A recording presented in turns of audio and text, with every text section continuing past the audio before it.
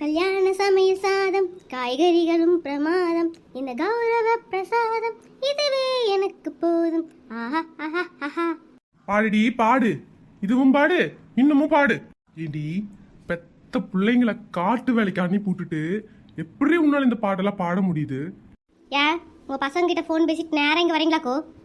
ஏண்டி சின்ன பிள்ளைங்க, என் பிள்ளைங்க ராஜா மாதிரி இருக்க வேண்டியவனுங்க, அவனுங்கள போய் அந்த கிராமத்துல சாணியில விட்டுருக்கியே, நீ எல்லாம் மனுஷியா? பாருங்க மாமா, சாணி எடுறது கேவலமான வேலை கிடையாது. ஏய், அது கேவலமான வேலை இல்லதாண்டி, அதுக்கு குழந்தைங்களை அப்படி பண்ணுவியான்னு கேட்டேன். இங்க பாருங்க மாமா, இப்பெல்லாம் 10 வயசுலயே சம்பாதிக்க ஆரம்பிச்சிருதுங்க. ஆனா இந்த பையனுக்கு ஒண்ணுமே தெரிய மாட்டேங்குது. இன்னும் சின்ன பிள்ளை மாதிரி ஒண்ணுக்கு அடிச்சுக்கிட்டு கிடக்குறானுங்க. இப்படி எல்லாம் போய் கஷ்டப்பட்டுட்டு வந்தா தான் சோத்தோட அருமை தெரியுமாக்கும். என் பிள்ளைங்களுக்கு எதுக்கடி சோத்தோட அருமை தெரியணும்? சம்பாரிச்சு போட நான் இருக்கேன், சம்பாரிச்சு போடுற, ஆக்கி போட குத்துக்கொள்ளு மாதிரி நீ இருக்க, அப்புறம் எதுக்கடி என் பிள்ளைங்க கஷ்டப்படும்?